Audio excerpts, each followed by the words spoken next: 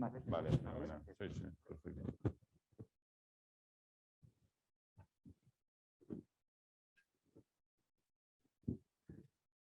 Bien, retomamos la jornada y seguimos con los tríos. Entonces, yo lo que voy a hacer en este trío, voy a presentaros a la persona que va a coordinarlo, además con todo el cariño del mundo, porque hay una persona que nos une a los dos, la admiración que tenemos ambos por Albert Joubey. Albert Joubey, yo recuerdo que cuando venía aquí a la escuela, venía siempre al máster, ¿no? Ese día me lo reservaba como fuese para asistir como alumno, porque siempre había cosas que aprendía, siempre, ¿no? Y una de las cosas que más repito de Albert Joubey, y lo sigo repitiendo a fecha de hoy, tanto que se habla del paciente 4.0 y todo eso, que está estupendo, ¿no? Eso hay que hacerlo compatible con lo que Albert Joubey decía. La tecnología más punta, la más puntera, es la comunicación humana, profesional, paciente. Y él fue también maestro de muchos en el sentido ese de paciente activo y demás. Bueno, no digo más porque aquí tenemos un representante. Ramón Freixes, director de Relaciones Institucionales de Janssen.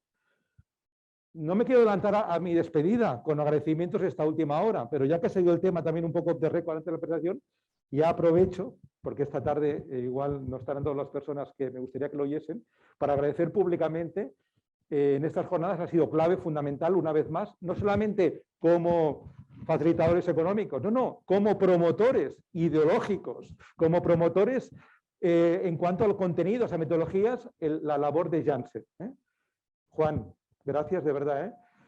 Comentaba sí también un poco de récord que Truffaut, en aquel libro tan famoso que tuvo de entrevistas con Hitchcock, hubo algo que me llamó mucho la atención, que decía Truffaut, en la vida hay facilitadores y dificultadores, ¿no?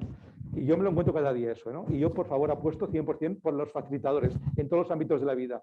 Juan, tú eres un facilitador maravilloso, ¿no? De verdad, y da gusto. Yo, una de las ventajas, te lo confieso ahora que no nos oye nadie, una de las ventajas de hacerse mayor es que ya decides con quién viajas. Y yo te aseguro que con dificultadores no viajo, no quiero. Ya no tengo energía para convertir a la gente. Entonces ya es con gente como tú, comprometidos, ¿no? Como tú y como Janssen, ¿no? Como empresa también. Bien, Ramón Freixes, además de esto que he dicho, Relaciones Institucionales de Janssen, es impulsor de un modelo maravilloso, ¿no? Que es el modelo de afectivo-efectivo, que tenía que ver con esta influencia que decíamos de Albert Joubey, del gran Albert Joubey. Bien, no me rollo más. Ramón, gracias por estar aquí. Bueno, pues muy buenos días a todos, ya tardes, ¿no? Porque después de las 12 tienen que son tardes.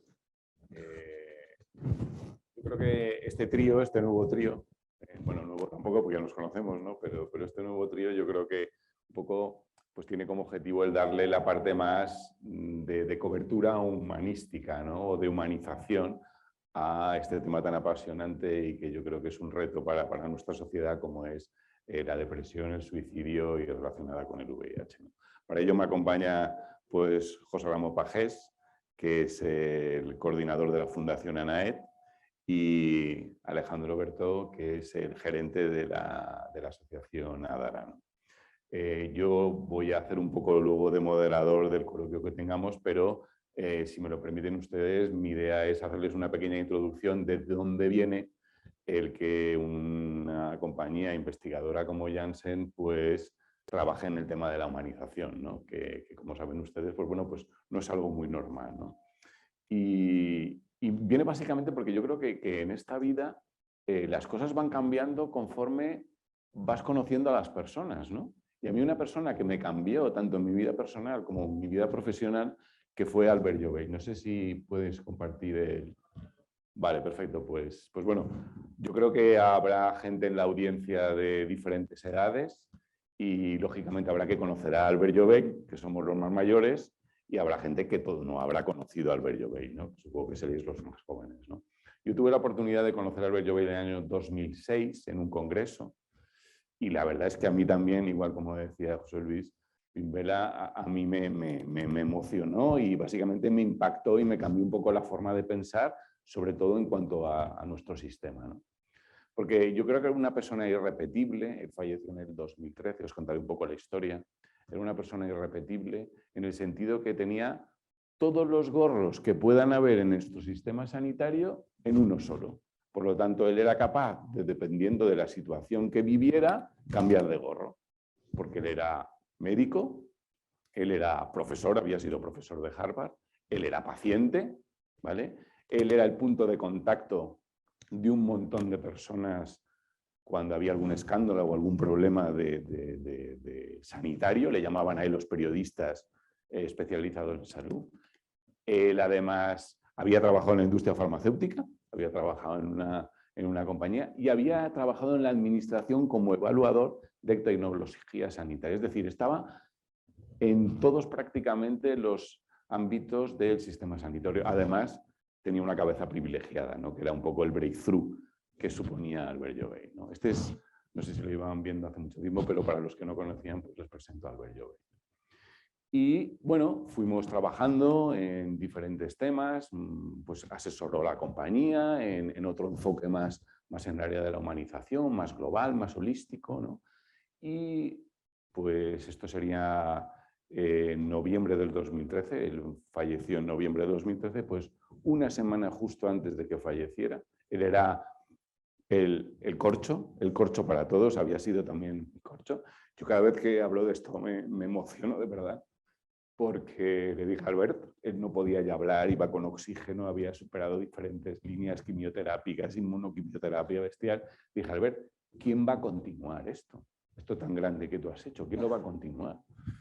Me dijo, nadie, mi mujer es una gran profesional, pero es una técnica, no quiere seguir.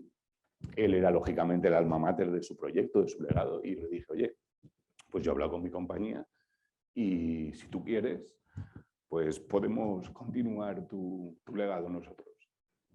Nos tendrías que hacer una sesión, lógicamente, de imagen y de obra y tal, y bueno, y no se lo pensó ni 2 minutos y me dijo que sí. Me dijo que sí, pero me dijo una cosa muy interesante y me dijo, este acuerdo, este contrato, este convenio, esta cesión de derechos, ¿no? De imagen y de obra, quiero que se repita y así lo pondré a mis herederos, ¿no? Todos los años.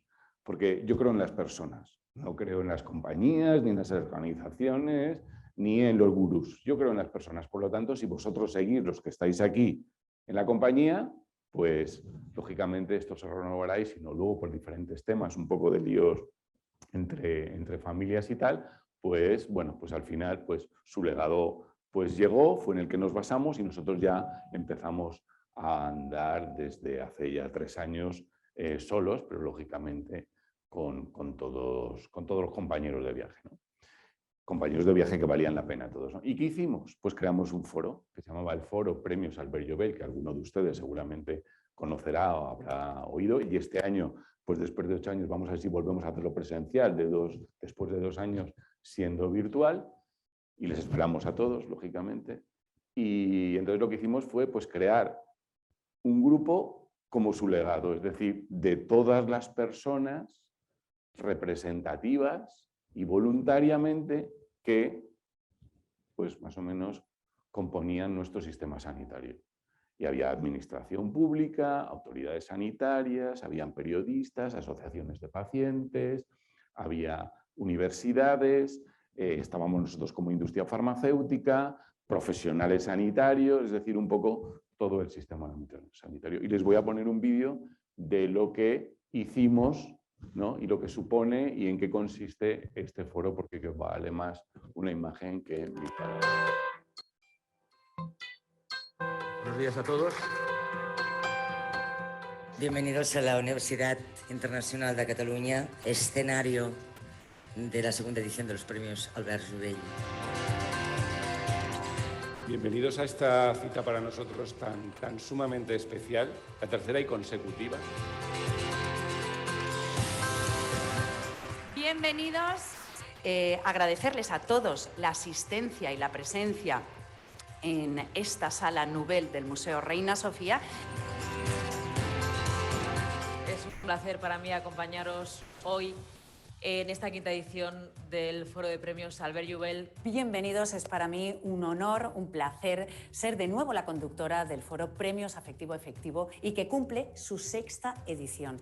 Pónganse cómodos porque les aseguro que no van a querer perderse nada de lo que les hemos preparado. Para inaugurar este 7º Foro Afectivo Efectivo,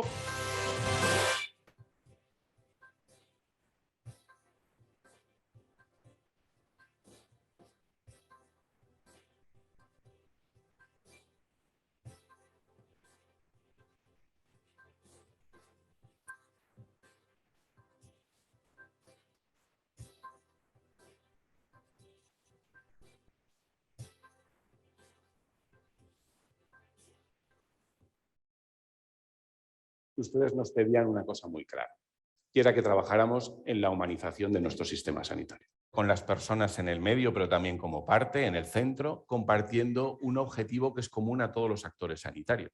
Y empezamos a construir allí el modelo afectivo-efectivo. Cuidar y curar, evidencia científica, dignidad y humanidad, y confianza y empatía. Trabajándolo alrededor de una serie de aspectos o de claves que llamamos movilizadoras. Empoderar a pacientes y comunidades para conocer mejor sus posibilidades de autocuidado, los tratamientos disponibles y los derechos y deberes que le asisten. Humanizar la atención personal del sistema, acercando el trato y reconociendo la dignidad de la persona en el desarrollo del proceso asistencial.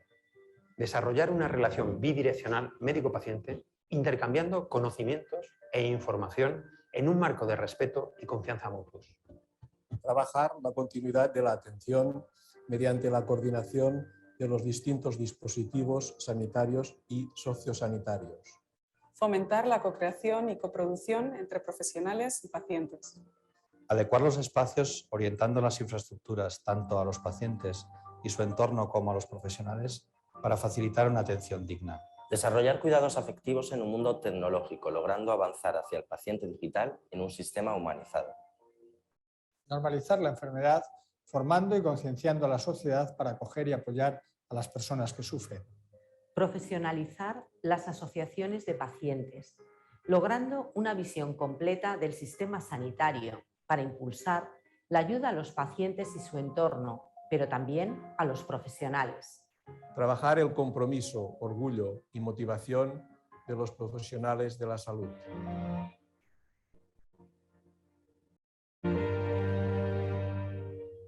Bueno, pues este es un poco uno de los trabajos que hacemos dentro del foro y yo creo que nuestro producto estrella es el modelo afectivo-efectivo que, como han visto, pues se basa básicamente en 4 pilares, ¿no? Y uno de ellos es curar y cuidar, evidencia científica, dignidad, humanidad, confianza, empatía y mejores resultados posibles, ¿no?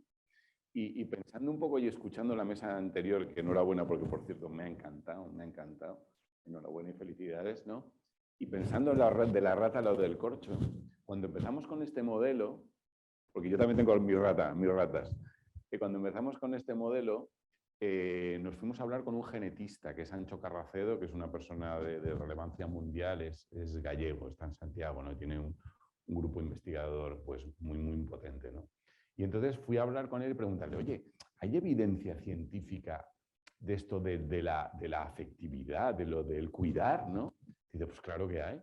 Hay una publicación en el Nature y tal, que lo que hace es que sigue durante unos años un grupo de ratas, ¿no? Que después de nacer se separan en 2 grupos.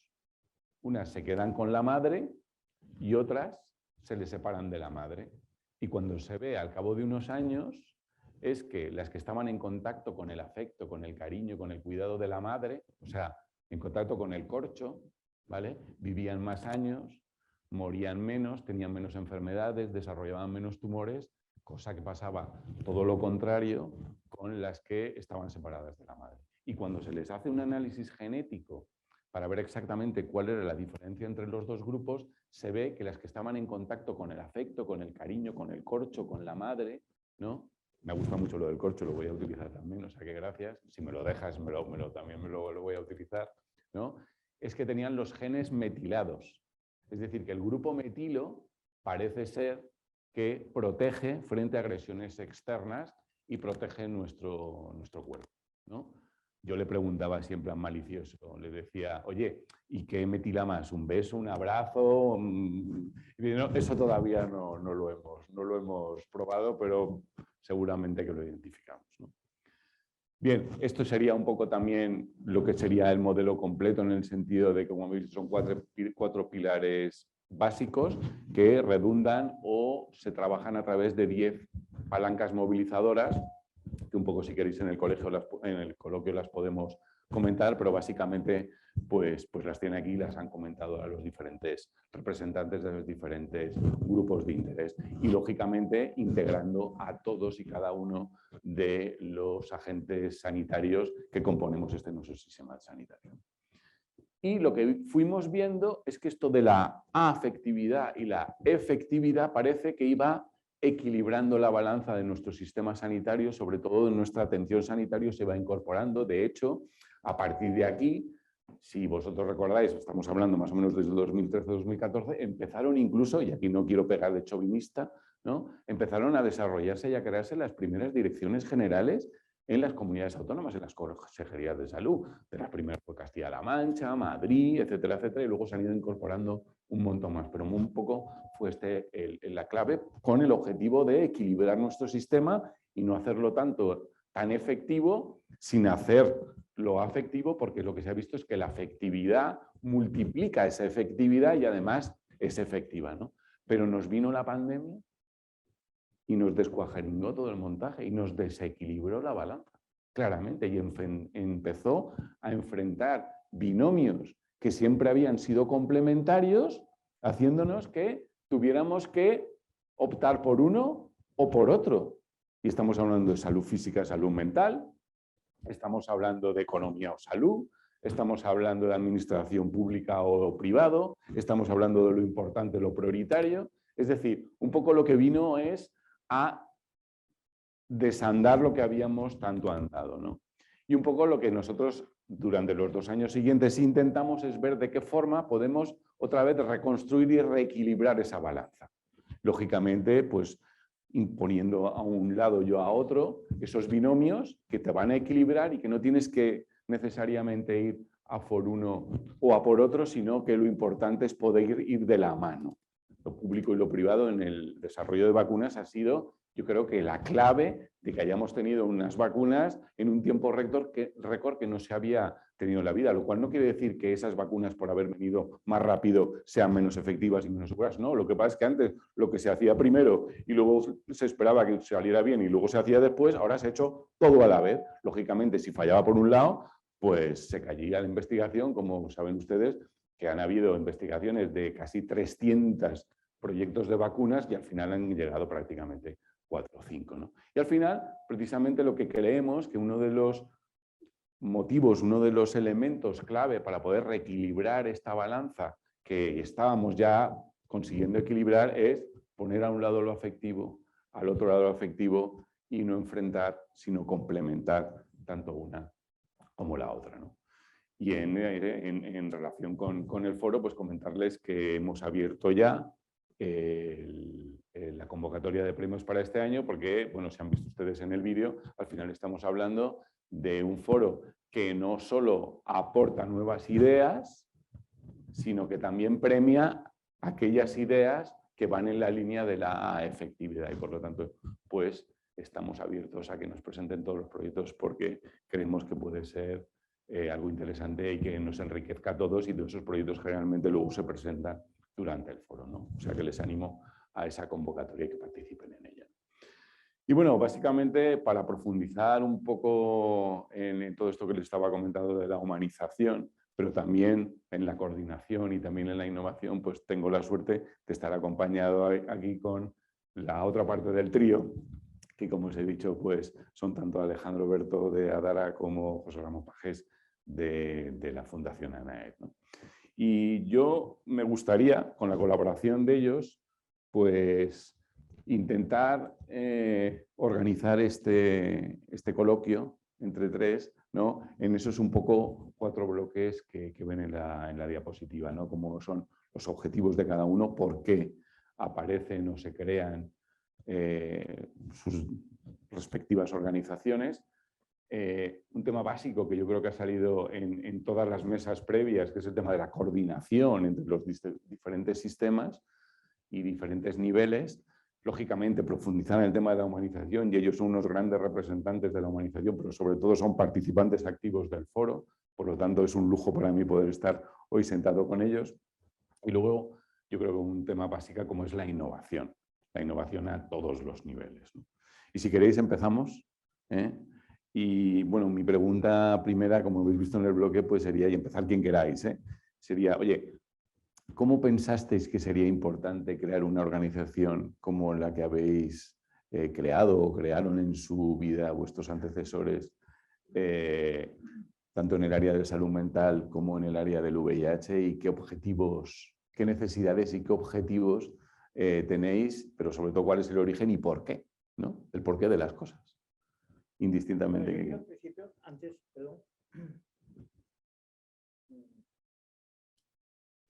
Yo quiero en principio decirles a todos que en Cádiz tenemos el mayor parque de alcornoques del mundo y que hay corcho para repartir para todos. Para que el que quiera que venga por Cádiz, que allí tenemos los alcornocales de toda la vida conocidos, ¿no? Para quien quiera venir a cargar espuertas, ¿no? Bueno, yo puedo decir por parte de la Fundación ANAEF que nosotros cuando nacimos en el año 94, nacimos como una asociación de pacientes que pues una persona, una mujer, tiene depresión, trastorno bipolar, entiende que hay que empezar a hacer cosas, no se puede quedar quieta y que lo primero que hace es escribir al Mundo, al periódico El Mundo, y le escribe una carta. Y El Mundo publica un articulito así de pequeño, en un robapáginas, y bueno, pues aquello se hace como viral. No había internet entonces a ese nivel, pero se hace como viral y empiezan a llamarla por teléfono cientos de personas. Y ahí empieza la asociación ANAEF en el año 94, que se reunía en cafeterías, en bares, en salones parroquiales, en sitios que le dejaban para poder empezar a trabajar como pacientes. Hablar de la depresión en el año 94 era una locura. Si ahora todavía nos cuesta trabajo hablar de la depresión en muchos sectores, hablar de la depresión en aquel momento era... ¿Ese está loco? Pero está loco de verdad, porque está hablando de la depresión. ¿Pero qué me importa a mí la depresión si eso es... no es una enfermedad, sino eso es que tú tienes el estado de ánimo bajo, que tienes problemas en casa, pues soluciónalos, que no quieres trabajar porque eres un vago. Es decir, eso es lo que se pensaba en muchos sitios de la depresión, ¿no? Y bueno, pues comenzó la asociación ANAEF y al final en el año 2002 consideramos que era mejor solidificar de alguna forma la asociación y convertirla en fundación. ¿Para qué? Para darle mucha más estabilidad, para que no estuviera mal financiada o mal gestionada o que fuera ya una estructura más sólida. Con eso no quiero decir que las asociaciones no lo sean, pero en nuestro caso, como era una asociación de pacientes con depresión, que en muchas ocasiones los pacientes se desestabilizan, había que buscar una fórmula más sólida. Bueno, Adara nace en 2004, precisamente de la mano de... El micro. ¿Se me oye?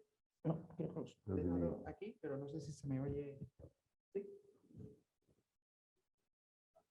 Sí, bajo. ¿Ahora mejor? No, así está apagado. ¿Ah, sí? ¿Mejor? Vale, gracias. Adara surge, como decía, en 2004 de la mano de la unidad de infecciosas del Hospital Universitario Virgen del Rocío en Sevilla y de la mano de 6 mujeres que buscan dar precisamente una respuesta emocional a lo que planteaba vivir con VIH en aquel momento. En 2002 cierra el anterior Comité Ciudadano Antisida de la ciudad de Sevilla y digamos que toda esta población queda totalmente desatendida. Los comités, el movimiento de los comités ciudadanos antisida nacen principalmente abocados o con el objetivo de dar respuesta a todas las necesidades emocionales de todas aquellas personas que en ese momento era algo prioritario a trabajar, porque es que no podía hacerse nada más y, como sabéis, el VIH siempre nació rodeado de un fuerte estigma, probablemente por muchas torpezas cometidas, normal, pero bueno, muchas torpezas cometidas que se han seguido repitiendo a lo largo del tiempo, de identificar poblaciones, de identificar y no permitir con esto pues trabajar en un ámbito más médico. Entonces, esto arrastra tras de sí una serie de necesidades emocionales que no han estado cubiertas o si lo han estado ha sido parcialmente cubiertas y Adara nace para dar precisamente respuesta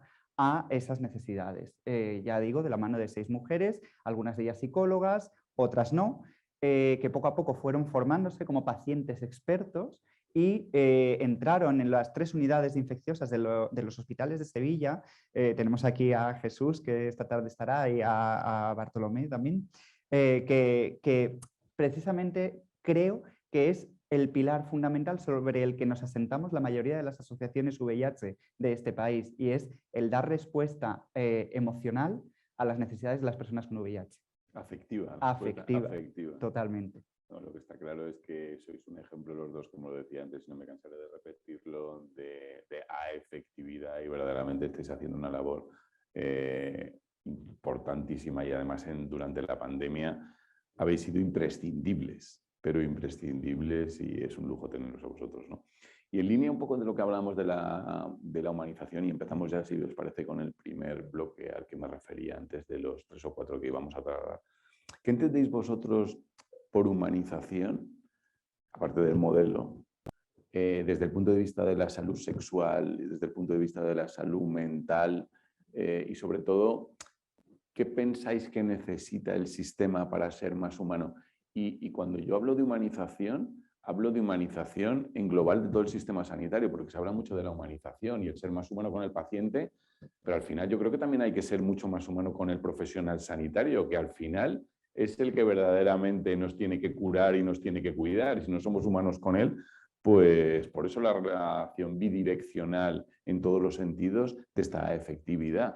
Pero ¿qué es para vosotros esa humanización del sistema y qué aportaríais? ¿Qué os gustaría y qué estáis aportando? Que estáis aportando mucho. Bueno, yo entiendo que humanización es tener en cuenta que los sanitarios también son personas. Entonces, creo que tanto los pacientes como los facultativos, los sanitarios, necesitan que se les trate bien. Es decir, ¿qué es humanización? Pues es que tú trates a la otra persona como te gustaría que te tratara a ti, de alguna forma, ¿no? Yo quiero que me traten bien, por lo tanto, debo tratar bien a la otra persona y ponerme en sus zapatos, ¿no? Humanización me parece que es entender también qué es lo que la otra persona necesita y que no necesita otra, es decir, personalizar cada uno de los tratamientos que tiene, ¿no? Yo soy una persona con cada persona que conozco, es decir, no soy el mismo con una persona que con otra, aunque sean hermanos, me da igual, pero soy distinto, no soy exactamente igual. Por lo mismo se trata de decir, humanización es adaptar y personalizar cada uno de los tratamientos que se hacen y también el tratamiento que se le hace a los propios facultativos. Y yo entender que no puedo ser muy duro con el facultativo exigiéndole cosas si veo que está desbordado. Por ejemplo, humanización se me ocurre que es informar y formar no solamente a los sanitarios, sino también a la propia población.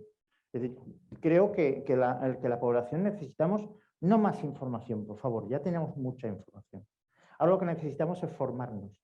Es decir, extraer de toda esa información, extraer lo que necesitamos, lo que es útil, lo que es bueno, para ayudarnos a llevar una vida más equilibrada, tanto en salud mental como en enfermedades, como por ejemplo puede ser el VIH. Es decir, una persona bien informada no vive con el pánico constante por tener VIH o por poder coger el VIH, o por enfermar o no. Si yo tengo un hijo con depresión, no tengo que pensar que se va a suicidar, lo que tengo que pensar es que se va a curar. Entonces voy a intentar no voy a caer en lo negativo, sino voy a caer en lo positivo. Es decir, todo ese tipo de cosas es realmente la humanización, ¿no? Es tratarnos como personas, como humanos que somos, ¿no? Decía Albert Llobet que ser paciente es cuestión de tiempo. Claro. Todos somos personas. Claro. Entonces, creo que son tantos los factores de humanización que es, en definitiva, es eso, es cómo quiere que te traten a ti. Pues empieza a tratar también a los demás de esa manera, ¿no? Sean o no facultativos. ¿Y qué se te ocurre que podemos hacer? O si quieres responde tú primero, Alejandro, y luego os hago Sí. una siguiente pregunta, si no... Coincido totalmente con todo lo que acabas de comentar. Simplemente añadir que para mí humanizar en el terreno de la salud sexual es aprender a escuchar. Necesitamos que se nos escuche, necesitamos que tener a una serie de facultativos delante que aprendan a escucharnos y esa escucha no se vea interferida por todos los tabúes que rodean al sexo. Es muy frecuente escuchar hablar a médicos y médicas o enfermeras y enfermeros de cuando se habla de una vida sexual activa hablar de promiscuidad. Es horrible. Eso no es escuchar porque ya estás metiendo una interferencia. Entonces, hay que aprender a escuchar, ¿no? Sin juzgar y de alguna forma poder ofrecer información que sea la persona la que decida qué hacer, no tú como facultativo. Entonces, creo que eso es básico para humanizar la salud sexual de las personas, el que puedan ser escuchadas sin ser juzgadas. Y de hecho, que se atienda desde la ética y no desde la moral, que hay una línea muy fina en la que la sobrepasas y ya estás en la moral. Y la moral no tiene cabida en esta materia.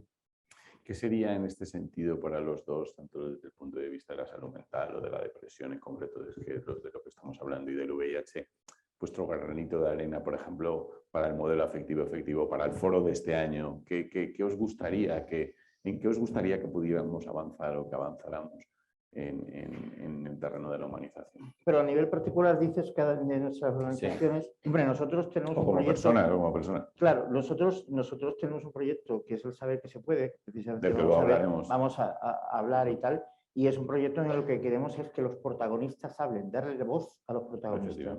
Nosotros entendemos, por ejemplo, que el cortometraje que vamos a emitir hoy es uno sobre VIH. Entendemos que tienen que ser la gente de VIH la que hable por sí misma, no que hablen los demás de ellos, sino que sean ellos los que digan lo que han sentido, cómo lo han visto, cómo pasó, cuáles son las consecuencias. Pero como eso, nosotros humanizar es darle a conocer a otras personas que no tienen VIH cómo sienten y viven la enfermedad o la salud las personas con VIH. Pues eso, lo mismo que se trata de eso es hacerlo con todos los sectores que vemos, que no es más que empatizar, es hacer una especie de programa Erasmus, pero dentro de la salud. Qué bueno. Es mezclar, ¿no? Qué bueno. ¿Y tú, Alejandro?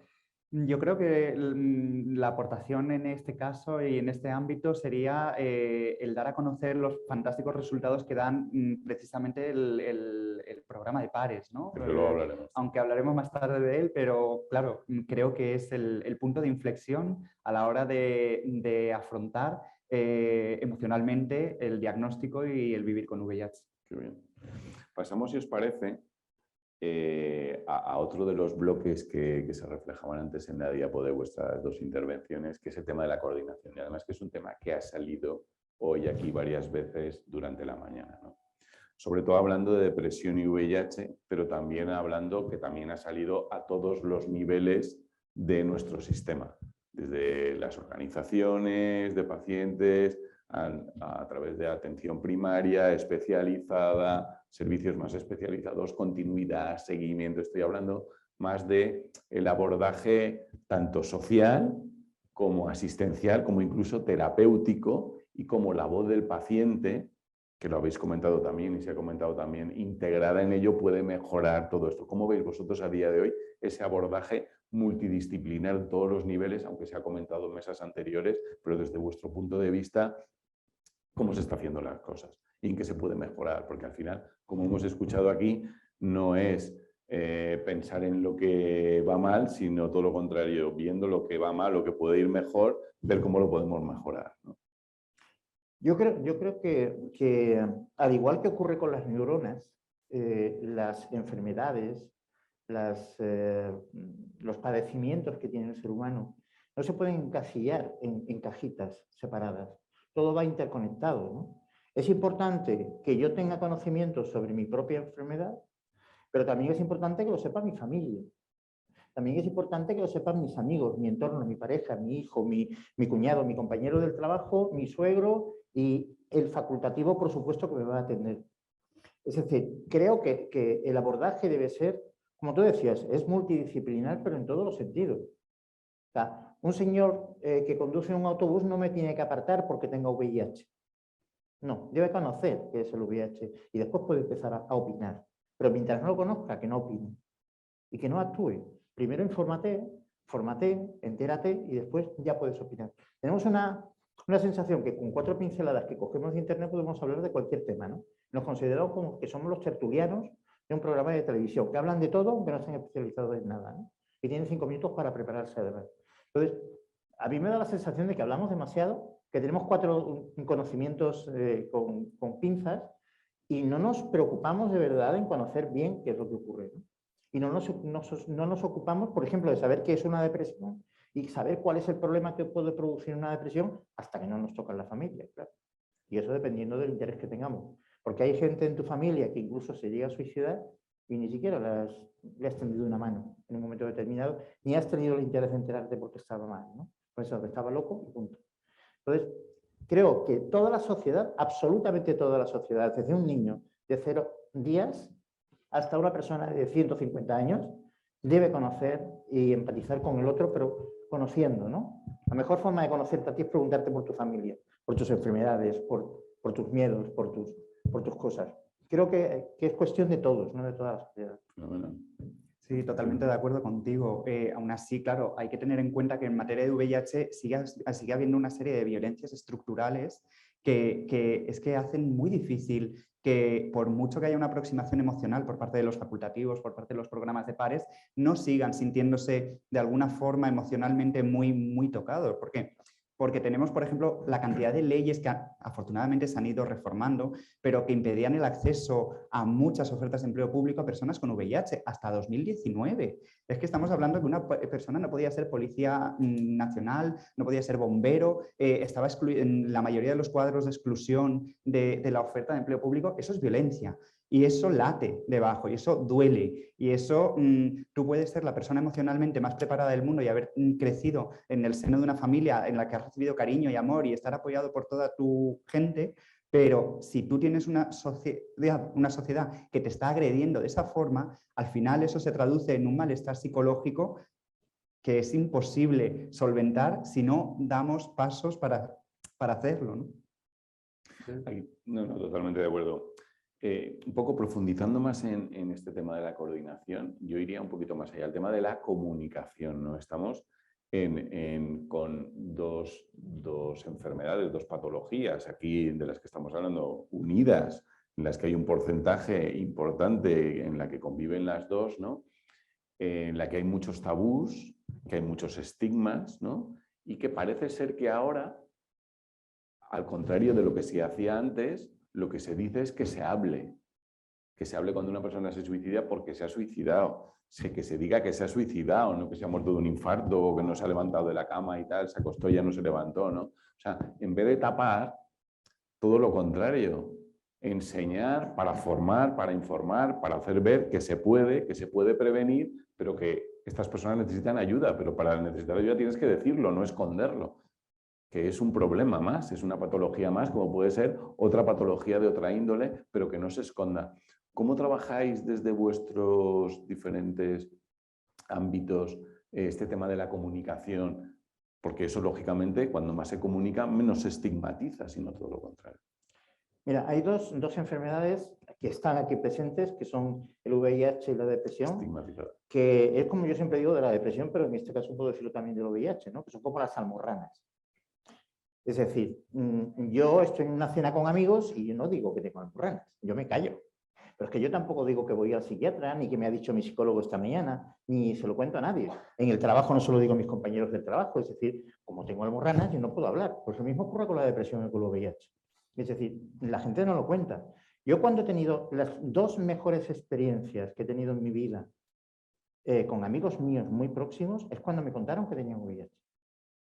Porque yo era depositario de una información tan privilegiada que me sentía muy agradecido por ese incluso exceso de confianza. Es decir, me pareció magnífico, ¿no? Me dieron un regalo y sigo, y toda la mañana llevo acordándome de ellos, y digo, caramba, es que ese regalo que me dieron fue impresionante, porque eso hizo también que yo me enterara más cuál era el problema del VIH, que ahondara más en el problema, y eso me hizo que yo propusiera a la Fundación que hiciéramos un cortometraje sobre el VIH, por ejemplo. Fíjate, a mí me llegan unos amigos, me cuentan y ellos no saben que son la consecuencia de que hoy vayamos a ver aquí un programa o un cortometraje sobre VIH, es decir, el efecto mariposa, ¿no? Sí, sí. Ellos me cuentan un problema y ahora estamos aquí y luego vamos a ver un cortometraje que ha costado años hacer, ¿no? Lo que has hecho ha sido detectar la necesidad y actuar, es lo que decía Wim Belandes. Claro. En vez de decir, claro, oye, no, esto es lo que hay, esto es lo que hay, y bueno, esto es un problema. No, esto es el problema, necesidad, claro. Actúo. Entonces, ¿qué es lo que ocurre? Ellos, mis amigos, fueron los primeros que me dijeron que tenían VIH y después se lo han contado a más gente, ¿no? Eso ya es luchar contra el estigma, luchar contra la enfermedad, porque la enfermedad tiene una doble vertiente, es el problema que tengo como enfermedad, pero después, si no se lo puedo contar a nadie porque socialmente está mal visto, tengo una segunda parte de la enfermedad, que es el estigma, ¿no? La vergüenza. La vergüenza de sentirme débil si tengo depresión o de sentirme apestado si es que tengo VIH, ¿no? ¿Eso qué es? Es decir, como decían en la Biblia, ¿no? Que levante O sea, que tira la primera piedra el que se libre de culpa, ¿no? Es decir, ¿quiénes de aquí somos sanos de verdad? De hecho, la realidad es que las personas, cuando tú das un diagnóstico, la primera pregunta obvia siempre es, ¿me voy a morir? Quiero saber si me voy a morir. Pero la segunda pregunta es, ¿a quién se lo cuento y cómo se lo cuento? Es decir, la gente lo quiere contar. Cuando tú tienes un resultado de salud, tú quieres compartirlo para desahogarte. Pero es lo que comentamos, como el VIH está tan estigmatizado porque está siempre relacionado. Hoy en día el VIH prácticamente es una enfermedad de transmisión sexual, no viene por otras vías. Entonces, el tabú del sexo planea siempre por ahí. Entonces, claro, pero la realidad es que la gente lo quiere contar. Entonces, ¿qué se hace? Empoderar a las personas. Es decir, conoce la enfermedad, conoce la infección, conoce el pronóstico, conócelo todo, date tu tiempo y verás cómo llega un momento en el que tú lo puedes contar, ¿vale? Porque, claro, eso va a suscitar, cuando tú lo cuentes, muchas preguntas. Y eso tú tienes que estar también capacitado para luego poder dar respuestas, ¿no?, a las personas y poder educar a su vez a ese entorno tuyo. Sí, sí. Si no me dices lo que te pasa, no te lo puedo ayudar. Claro. No existe. Pues muchas gracias.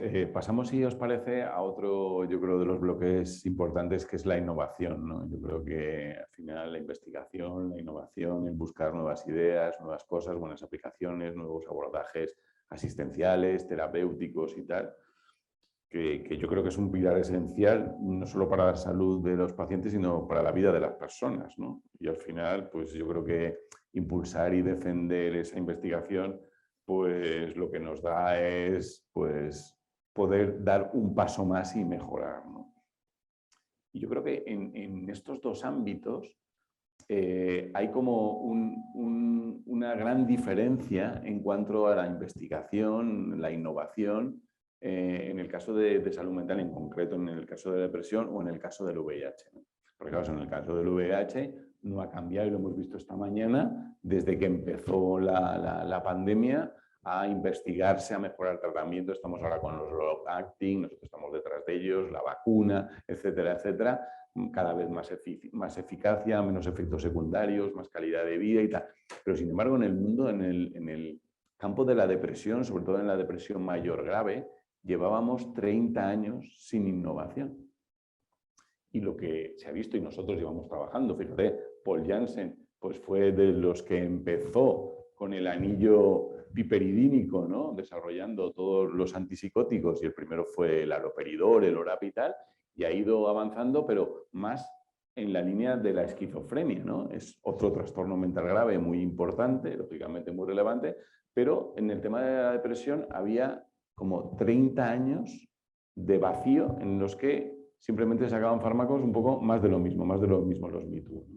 Y sin embargo, gracias a esa investigación y esa innovación, pues hemos conseguido ver que hay otro mecanismo de acción, otra diana, tratamientos más específicos, ¿no?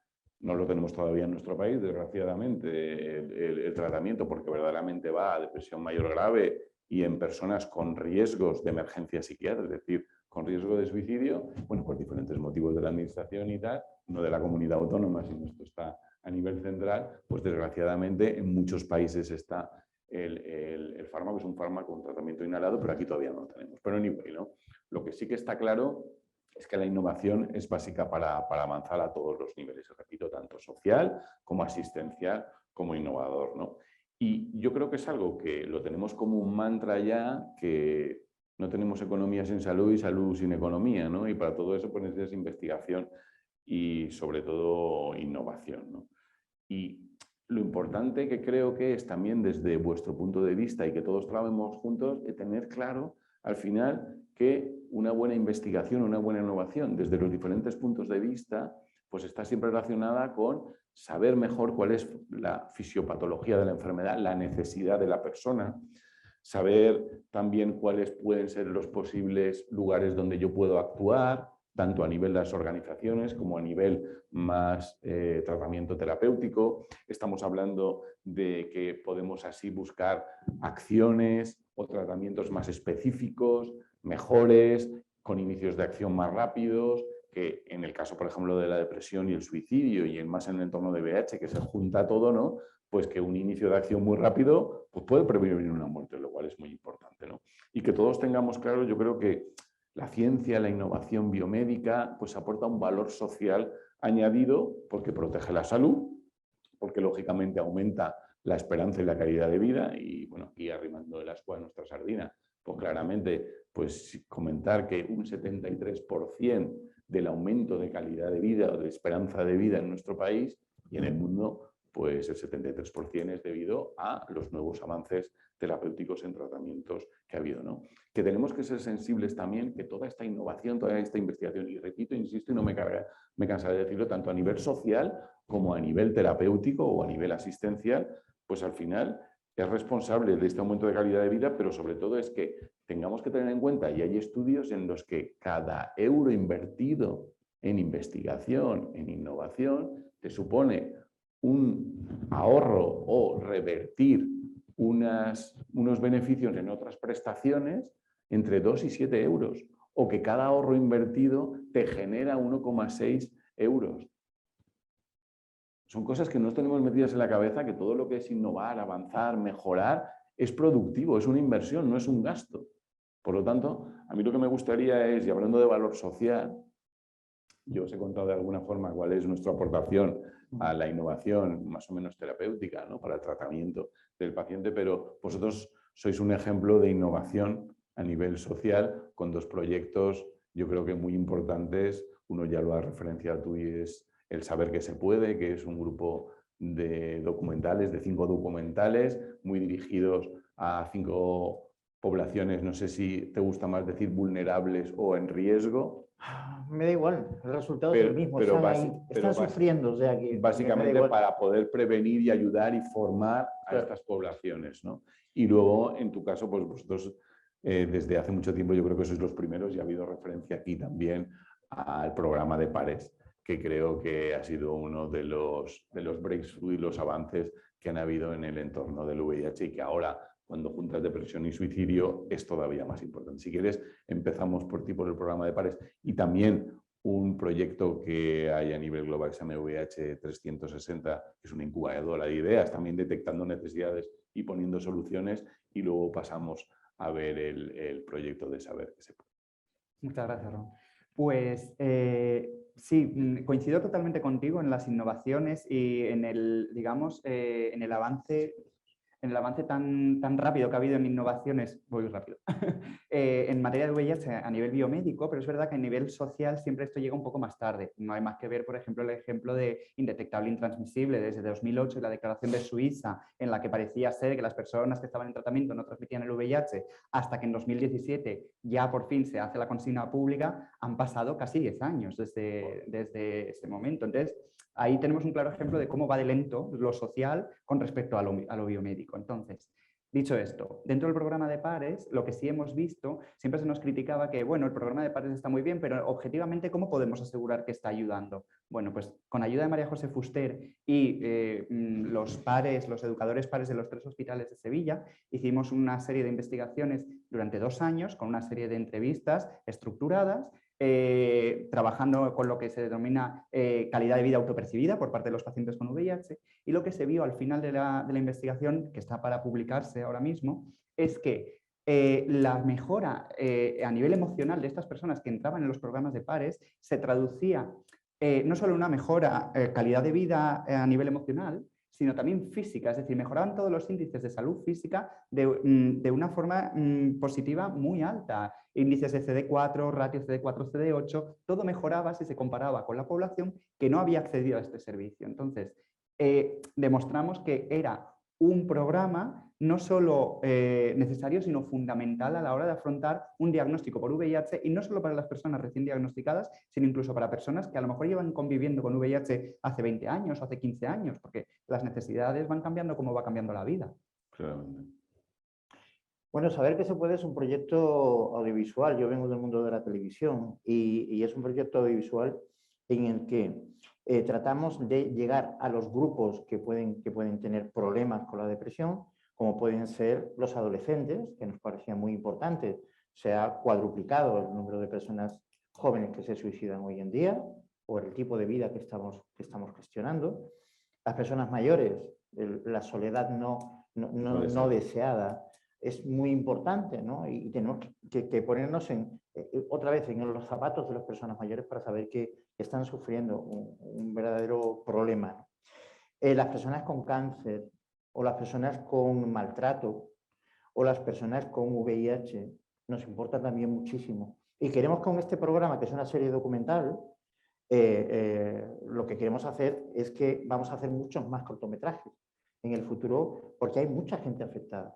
Mucha gente ¿Quieres afectada que en veamos todos los el...? Por mí encantado, porque me y parece así que la mejor forma de decirlo de las imágenes valen más. Pero de todas maneras, Que- antes de cortar, porque yo creo que se nos está acabando el tiempo, quería daros las gracias, daros la enhorabuena. Ha sido un lujo, yo creo, teneros. Para mí... Ha sido un placer, y Vale, un placer que un nos placer. inviten a la escuela. Totalmente. Y verdaderamente, pues yo creo que estamos todos agradecidos por esta iniciativa a la escuela, pero sobre todo a vosotros dos por estas pedazos de iniciativas y por el valor social y todo lo que aportáis a la sociedad, que yo creo que hay que reconocerlo. Muchas gracias. Muchas gracias. Y ponemos el vídeo.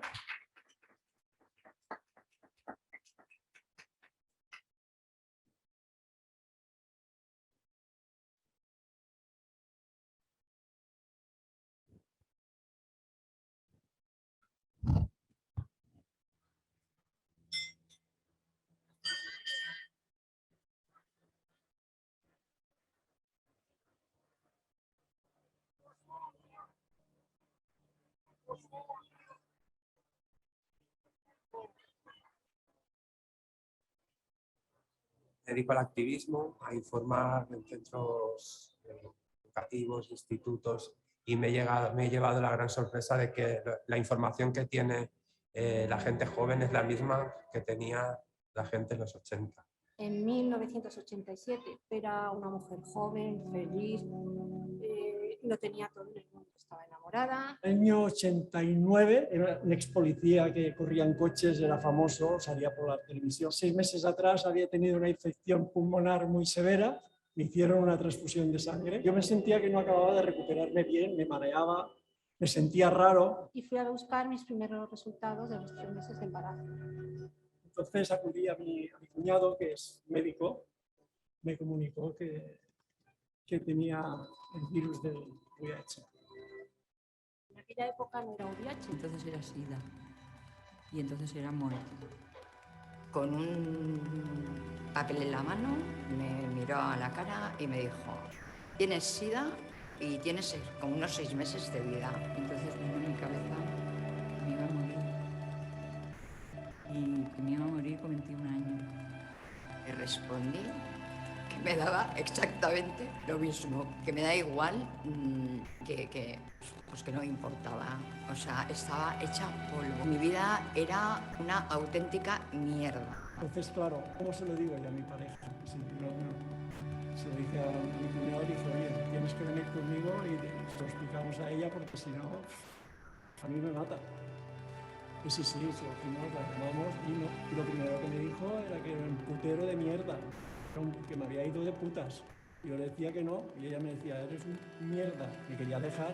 Pues que bastante mal, porque en aquella época además es que un diagnóstico de SIDA, que además era muerte, no como ahora, era como que yo me lo había buscado, porque además era una enfermedad yo siempre lo digo así, de bestia, y sé que hay gente que me cuestiona, pero yo siempre digo, era un diagnóstico de putas, yonkis y maricones.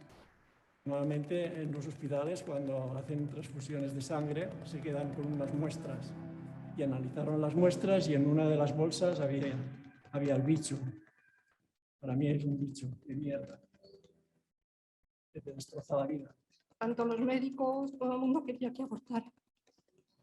Y ahí sí que entré en depresión, porque yo no quería abortar. Es el alma lo que te manifiesta depresión, es como una tristeza o un... ¿Para qué, no? ¿Para qué voy a seguir si realmente estamos como contando los días? Porque era lo que te decían. No tenía nadie a quien contarle nada, no tenía ni una sola amiga, es que se habían muerto todas. Llegó un momento que no tenía ni el listón de teléfono, ni un solo teléfono a quien llamar. Cuando ya empezaron las medicaciones, aunque eran muy duras y habían que tomar muchas pastillas y muchos medicamentos, conocí a tu padre. Y bueno, nos enamoramos y él me volvió a tener la ilusión de tener un hijo. Y arriesgamos y naciste tú. Y naciste sin VIH. Y bueno, y fuiste muy fuerte hasta el día de hoy. Suerte que tenía un perro maravilloso, una perra, Nina, y ella venía y me hacía así con el hocico, me decía, levántate. Y yo decía, no quiero, no me levanto. No. Y bueno, tampoco, a veces no me vestía tampoco, no tenía ganas de vestirme, peinarme tampoco. Depresión, muchas y muy mal curadas todas, porque yo empecé con una depresión infantil que nadie se percató. Y después pues vino la del bullying, y después vino la de identidad sexual, y después la del regalo del VIH. Esto es un golpe muy duro, de ver que realmente los avances médicos van muy por delante a los avances sociales, que eso conlleva la desinformación igual a la xerofobia y a la estigmatización. Yo lo siento como si fuera como una carrera de obstáculos, ¿no? Siempre saltando vallas, no paras como de saltar vallas.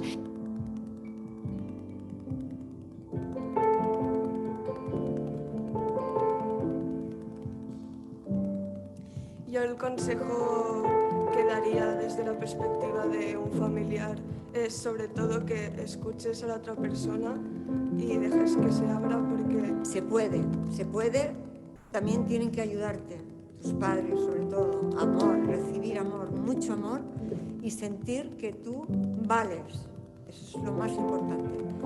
Para mí lo mejor que pude hacer fue ayudar a los demás con voluntariado y eso fue lo que me hizo superar a mí misma y salir a la calle y vestirme y ponerme guapa. Sí, soy seropositivo, no tengo esa imagen que tenéis en vuestra mente de la persona encamada, demacrada. Todo lo contrario, me cuido y me quiero. Eso es lo más importante, el amor propio, ¿no? Yo creo que siempre hay segundas oportunidades porque de las primeras oportunidades te faltó algún aprendizaje. Claro. Entonces viene la segunda oportunidad para que lo puedas utilizar.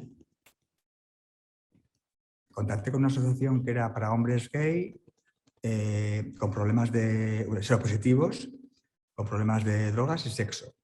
Entonces allí estuve un año en la terapia de grupo. Entonces me di cuenta que no estaba solo, que no era un bicho raro, ¿no? Porque claro, yo pensaba que era mala persona por sentir lo que sentía y por hacer lo que hacía. Hay que superarlo, hay que vivir la vida. La vida es muy bonita. Por muchos tropiezos que tengas y por muchas mierdas que te vengan, lo puedes superar. He tenido unas vivencias que si no hubiera estado, no las tendría.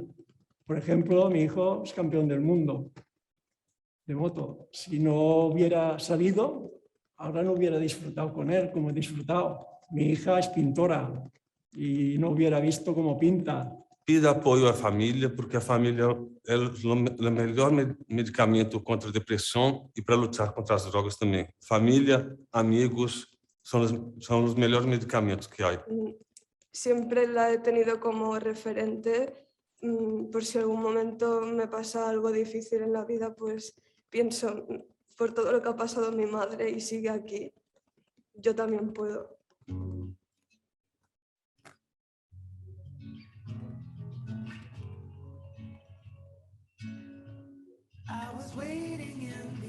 Saber que se puede.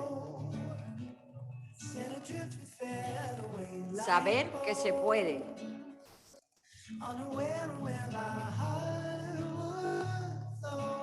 Saber que se puede.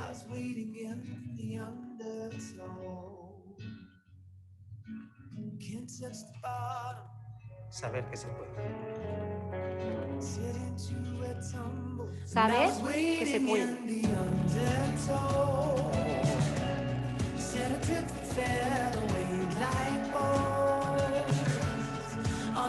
Saber que se puede.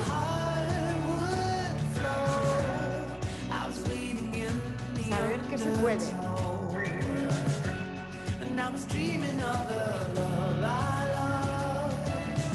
Saber que se puede. Saber que se puede.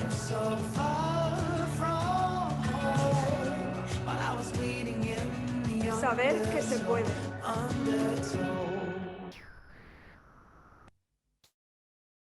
Muy bueno.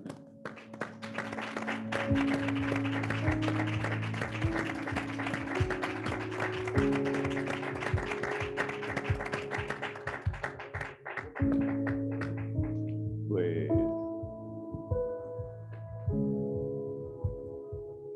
bien, pues muchísimas gracias. Realmente creo que nos hemos emocionado todos. Nos vemos de nuevo a las 3. Recordad, vamos a intentar ser puntuales para mantener, como está yendo hasta ahora muy bien, magníficamente, el transcurso de la jornada. Ha sido un placer. Nos vemos ahora mismo.